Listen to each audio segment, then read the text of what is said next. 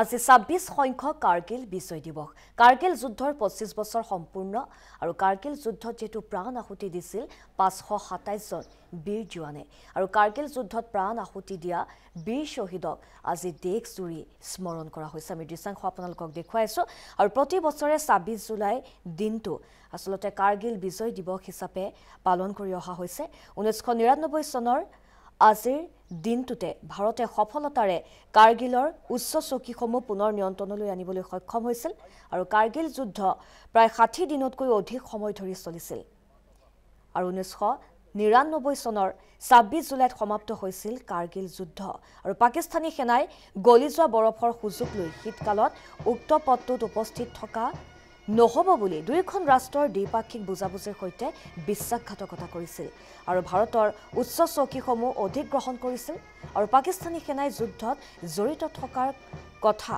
অস্বীকাৰ কৰি দাবী কৰে যে এয়া স্বাধীন কাশ্মীৰী বিদ্ৰোহী বাহিনীৰ দ্বাৰা সংগঠিত হৈছিল। অৱশ্যে হতাহতৰ দ্বাৰা এৰি যোৱা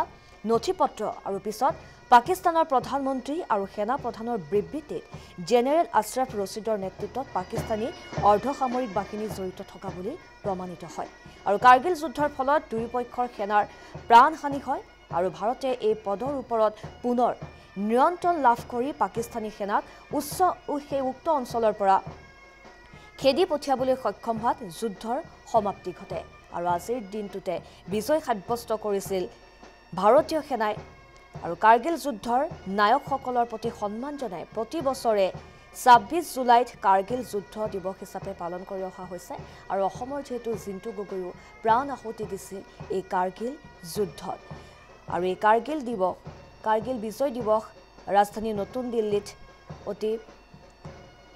আড়ম্বৰপূৰ্ণভাৱে পালন কৰি অহা হৈছে য'ত ভাৰতৰ প্ৰধানমন্ত্ৰীয়ে প্ৰতি বছৰে ইণ্ডিয়া গেটৰ অসমৰ জোৱান জ্যোতিত সৈনিকসকলক শ্ৰদ্ধাঞ্জলি জ্ঞাপন কৰে আৰু সশস্ত্ৰ বাহিনীৰ অৱদানক স্মৰণ কৰিবলৈ সমগ্ৰ দেশতে বিভিন্ন অনুষ্ঠানৰ আজি আয়োজন কৰা হৈছে।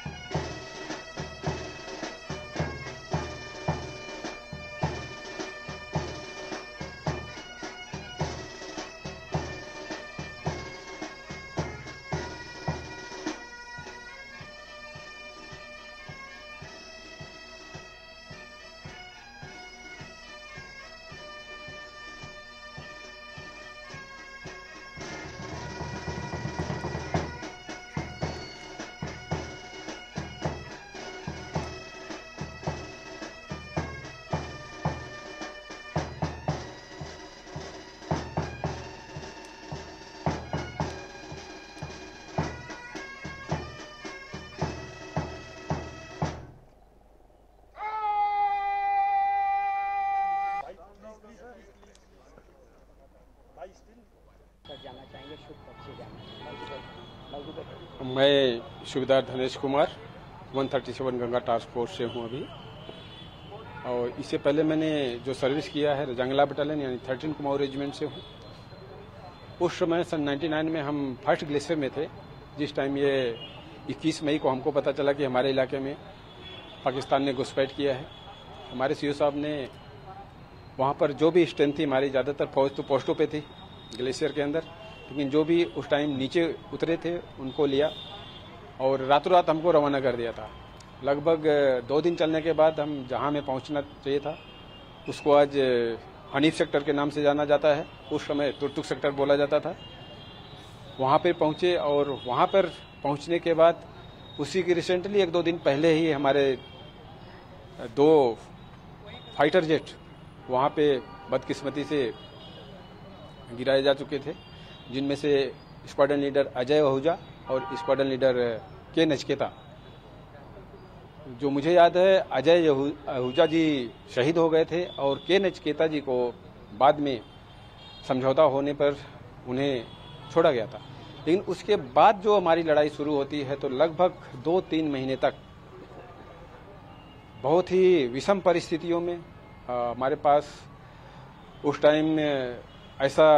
नहीं जाना जाता था कि इन फ्यूचर हमें लड़ना भी पड़ेगा, तो हमारे पास न उस हिसाब के वेपन्स थे, न ही हमारे पास क्लोथिंग होती थी। माइनस टेम्परेचर में हमें लिमिटेड रिसोर्सेज के साथ वहाँ जाना हुआ। हमने समय लिया, तैयारी किया, और जब सही समय आया तो हमने जो दिए हुए हमारा एरिया था उसको हमने क्लियर किया, और आज वो हमारे अंडर है। उस लड़ाई में टोटल हमारे जो इंडियन आर्मी के शहीद हुए थे 527 के आसपास थे, और इंडिविजुअल हमारी बटालियन में जो शहीद हुए थे वो लगभग 18 जवान शहीद हुए थे, और हमने 4 पोस्टों पे कब्जा किया था पाकिस्तान के। तो चूंकि ये हम जैसे लोग बोलते हैं कि फौज तो मरने के लिए होती है, मरने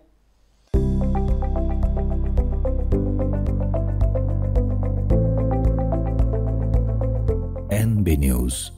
সহজ সৰল ভাষাত নৱভাৰতৰ কথা।